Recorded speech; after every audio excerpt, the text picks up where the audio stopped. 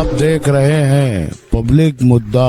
ये बताइए कि आप शानू के साथ थी इलेक्शन में फाइनल 32 में जब थी उस वक्त आपने वहाँ पे क्या क्या कार्य किया और कौन सा काम छोड़ के आई थी जो शानू पठान ने नहीं की, उसके बारे में आप डिटेल बताइए। अस्सलाम वालेकुम, नमस्ते। पहली बात तो मुझे ये समझ में नहीं आ रहा है कि आपने ऐसा सवाल क्यों किया कि आप शानू पठान के साथ नगर सेविका थी। आप ये भी सवाल कर सकते थे कि आप वार्ड नंबर 32 की नगर सेविका थी, आप प्रभाग समिति की अध्यक्ष थी, तो आपने क्या काम किया। लेकिन आपने ये तो घुमा फिरा के सवाल ऐसे शानू के साथ का किया, यानी आप ऐसा कुछ ऐसा लग रहा है क्या आपको कि मैं शानू के अपोज में खड़े रह रही हूँ इलेक्शन में, जो आप इस तरीके से सवाल करें। ठीक है, कोई बात नहीं। देखिए, मैंने जो मेरे नगर सेवक के पीरियड में जो काम किया है 2007 से, उसमें मेरा सबसे बड़ा काम जो है अपना हॉस्पिटल स्टेडियम जो आज आप देख रहे हो, जिसका क्रेडिट बहुत सारे लोग ले रहे हैं, इसका मैंने मेरा क्लियर कट 2012 की किताब में मेरा इसका उल्लेख किया। क्योंकि हमारे यहाँ पे जो स्कूल के लिए जगह छोटी पड़ी थी, उस वक्त जंत्रे साहब थे, लाला साहब थे, हमारे नगर अभियंता, उनके साथ में हमने विज़िट की थी। और उस वक्त में संजू नाइक साहब जो है ये खासदार थे, हमारे यहाँ के नहीं थे, दूसरी तरफ के थे। हमारे यहाँ पे उस वक्त जो है परंजपे साहब थे, तो उस वक्त में उन्होंने जो है हमको यहाँ पे टोकन बजट दिया था हॉस्पिटल के लिए। उसके बाद में स्टेडियम का हमको महापालिका से बजट मिला था, स्कूल के लिए महापालिका से बजट मिला था, और हमने जो है इसकी बुनियाद वहाँ पे रखी। ये जो है रिजर्वेशन चंद्रशेखर के टाइम का था, लेकिन वहाँ पे दलदल होने की वजह से कोई जा नहीं रहा। जब मैं 2007 में नगर सेवक बनी, उस वक्त में मेरा काम यही था कि एजुकेशन के लिए हमको कोई इमारत मिलनी चाहिए, क्योंकि हमारी ये महापालिका की स्कूल छोटी पड़। उसके बाद में जब हमने स्कूल का वो किया, तो हमारे यहाँ स्कूल जो है पहले म्यूनसिपालिटी स्कूल जो है 1 से 7वीं तक ही थी। स्कूल को 7वीं 10वीं तक करने वाली अल्हम्दुलिल्लाह अल्लाह का एहसान है। स्कूल जो आज जो है मराठी मीडियम हो चाहे इंग्लिश मीडियम, अभी तो चल रही है हमारी, मराठी मीडियम हो या उर्दू मीडियम हो, 8वीं से 10वीं भी हमने कराया, महासभा में आवाज़ उठा के ये करके। उसके बाद में जो है इंग्लिश मीडियम जो है हमारे यहाँ पे नहीं थी। इंग्लिश मीडियम भी राबोड़ी के साथ में हमने मुमरा शहर में और अपना कौसा दोनों जगह पे शुरू करवाया। आज अल्हम्दुलिल्लाह 9वीं 10वीं के लिए भी हमने डिमांड की, नजीब भाई ने हमारी मीटिंग भी लगा के दी है, और इंशाअल्लाह ताला जल्द वो भी 10वीं भी हमारे यहाँ पर हो जाए इंग्लिश मीडियम। ये एजुकेशन। इसके अलावा नजीब भाई से अभी हमने मांग की, अजीत दादा से हमने बजट की मांग की थी।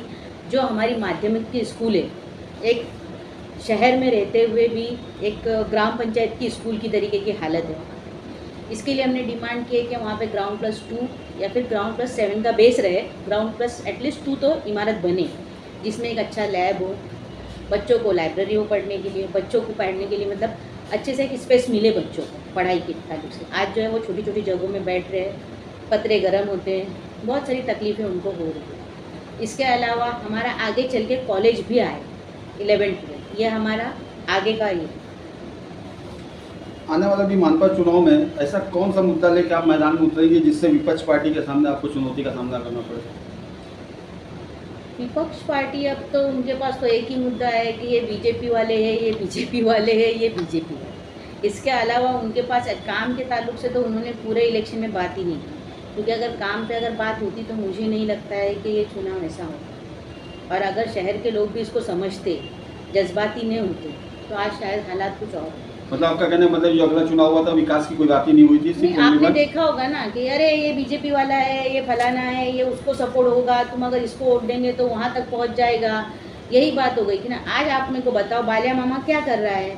आज आप ये बताओ, जिस राज ठाकरे ने आप के लोगों कुछ लोगों ने मतलब कहा था कि राज ठाकरे मुसलमानों को गाली दे रहा है, मुसलमानों के बारे में बोल रहा है, उसी जिसने भोंगे उतारा अविनाश जाधव, जिसने जो है थाना के उसके घर के बाजू की मस्जिद के भोंगे तो नहीं उतारा, लेकिन मुमरा शहर के भोंगे उतारने की बात किया था। तो उसके घर के आसपास की जो दरगाह है उसको ये करने की बात नहीं किया था। यहाँ की दरगाहों के बारे में वो आज तुम्हारे साथ में तुम्हारा कार्यकर्ता बन के घूम रहा है, आज उनके गले में आप लोग हाथ डाल के घूम रहे हो, तो आप किसको दोगला बोलोगे, हमको या किसको। तो ये शहर के लोगों ने भी इन सब छोटी मोटी चीज़ों को समझना चाहिए। मैंने देखो मेरे उसूलों से मैंने कभी भी कॉम्प्रोमाइज़ नहीं किया। मैंने उस वक्त भी कहा था कि ना मुझे शिवसेना पसंद है ना मुझे बीजेपी पसंद है। मैंने टेटस रहने की बात की थी, वो भी लोगों को चुभी थी, और मैंने मेरा वोट किसी को दी ना, मैंने गढ़ी को दी थी ना मैंने किसी को दी।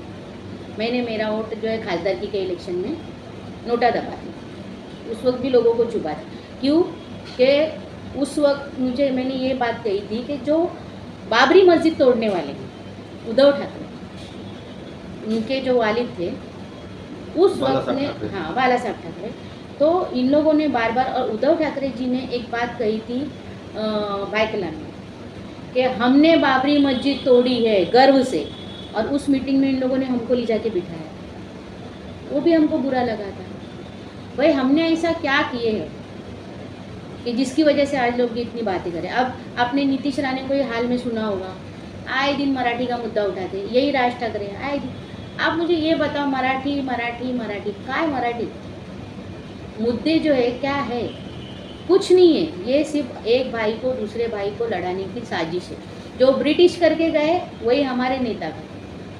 हमने आपसे पूछा कि अब जो है जो विकास के मुद्दे पे आप खड़े हुए, तो जैसे वार्ड नंबर 32 में कौन से ऐसे कार्य रुके हुए हैं जिसके लिए देखिए, आप सबसे बड़ा काम मेरे लिए था कि वहाँ पे गरीबों के लिए पानी की लाइन नहीं थी।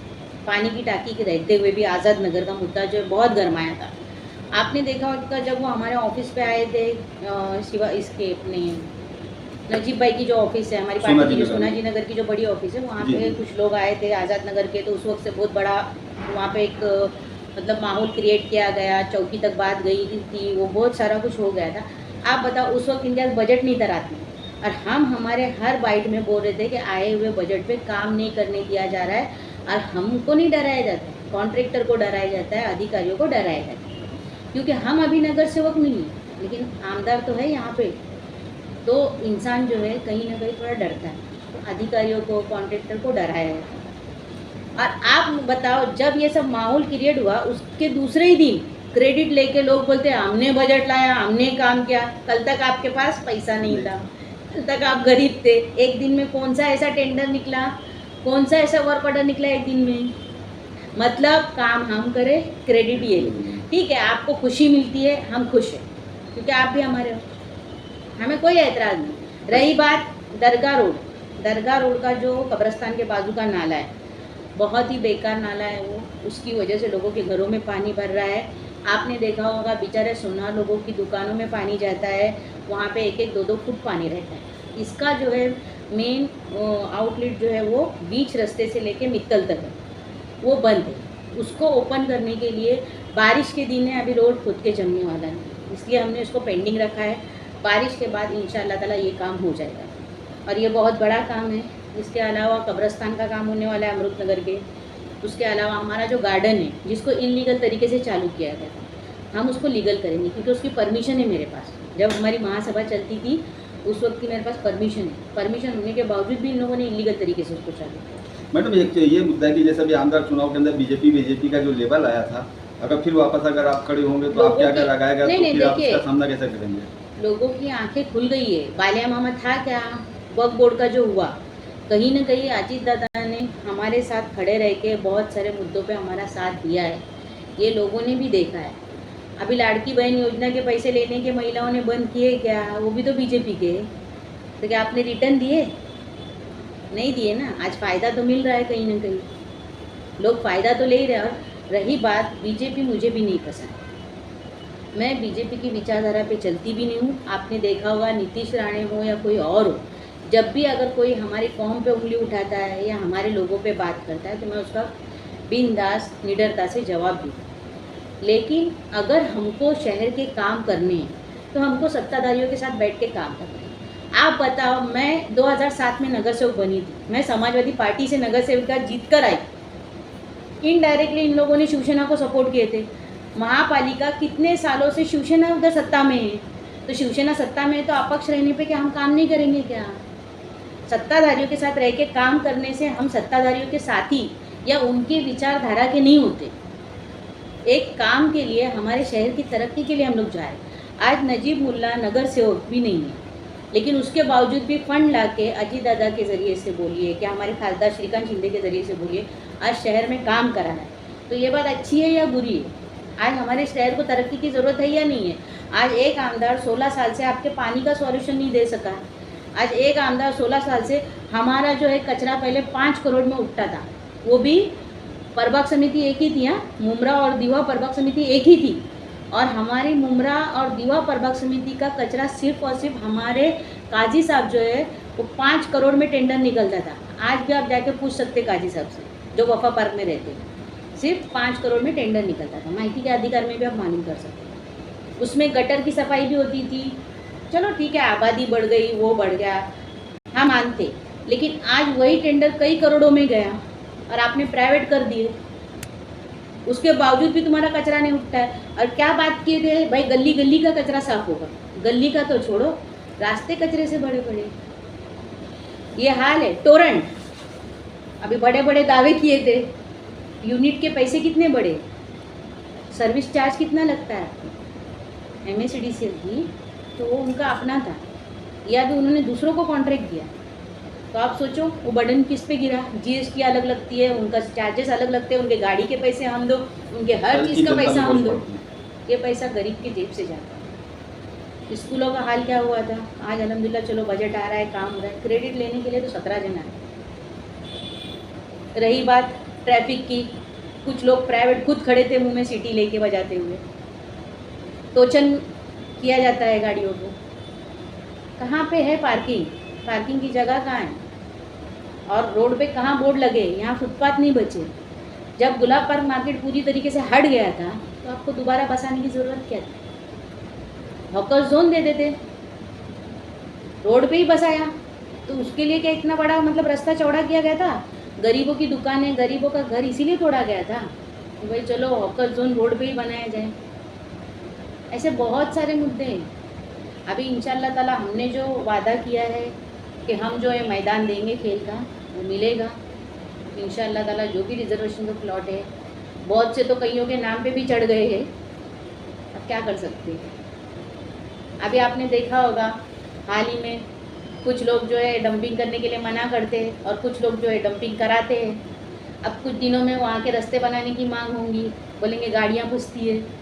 बाद में आप देखोगे तो वहाँ पे भी बिल्डिंगें बनेंगी, वो भी ज़मीनें किसी के नाम पे निकलेंगी, जबकि वो सोनखार है।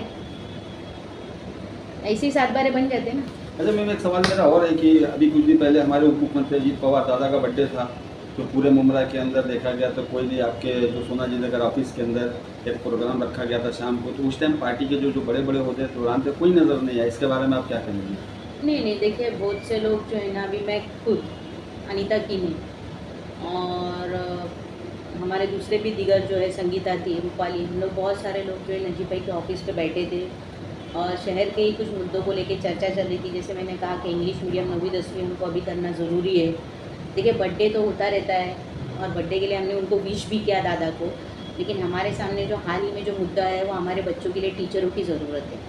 TMC स्कूल में बच्चों की टीचरों की कमी जो है इंग्लिश मीडियम में बहुत कम है, तो उनकी भर्ती के लिए हमने मांग की है। कमिश्नर से भी बात हुई है हमारी, इंशाल्लाह ताला वो भी जल्द अज जल्द हमको आ जाएंगे। उसके बाद में जो है हमारे कुछ छोटे मोटे ऐसे मुद्दे थे जो कुछ काम पेंडिंग पड़े, जैसे मैंने रिजर्वेशन के कुछ प्लॉट की बात की है, तो उन्हीं पे एक चर्चा के लिए नजीब भाई के यहाँ पे मीटिंग की, हम सब वहाँ पे थे। आपने जो गार्डन का नाम लिया वो कौन सा गार्डन है और कहाँ पे है। देखिए हमारे यहाँ पे जो एक गार्डन घास वाला में बना है, जो इलीगल तरीके से बना था, उसको लीगलाइज करके हम जो है उसको सही तरीके से बना के लेंगे। उसमें एक गर्ल्स स्कूल भी है, उसको भी करने का हमारा इरादा है, उसके लिए भी हमने फंड लाया है। इसके अलावा जो है दारुल फला के सामने का जो गार्डन तोड़ा गया था, बेचारे हमारे कारविनकर चाचा एक थे जो उस गार्डन को बहुत मेंटेन करते थे और उसके लिए बहुत भागदौड़ भी किया करते थे। अल्लाह उनको जन्नत नसीब करे, अल्लाह उनकी मग़फ़िरत करे। वो बेचारे उसके लिए बहुत फिक्रमंद रहते थे उस गार्डन, क्योंकि कोई भी जाकर देखो कि जब इंसान थकता है करता है, वहाँ पे स्कूलें है, मार्केट है, तो इंसान थोड़ी देर के लिए बैठता है। अभी हमारे शहर में गार्डन है ही, जो एक था उसको भी रोड वाइंडिंग के नाम पे तोड़ा गया। और आज वहाँ पे क्या किए, फला होटल वाले ने अपने होटल का जो है वो सामने लिया है, किसी ने सर्विस पंप चालू कर दिया है। कोई मुद्दे उठाता है सर्विस पंप के, तो वहाँ अंदर के रोड के सर्विस पंप दिखाई दे रहे, मेन रोड के सर्विस पंप किसी को दिखाई नहीं दे रहे। उसके अलावा जो है वहाँ पे आपने देखा होगा कि हैंडीकैप के नाम से टपरियाँ लगाई गई हैं, सारी लीगल नहीं है, उसमें 1-2 लीगल हो सकती है, लेकिन अगर उनको वहाँ पे जगह दी भी गई है तो एक लिमिटेड जगह आप उनको दो। बाकी जो है छोटे बच्चों को बैठने के लिए एक मतलब बुजुर्ग कोई रहता है तो उनके लिए छोटा सा गार्डन वहाँ पे होना चाहिए। तो वहाँ पे भी जल्द अज जल्द हम लोग गार्डन बनाने के लिए बजट हमने मांगनी किया है, एक अच्छा सा खूबसूरत सा थोड़ा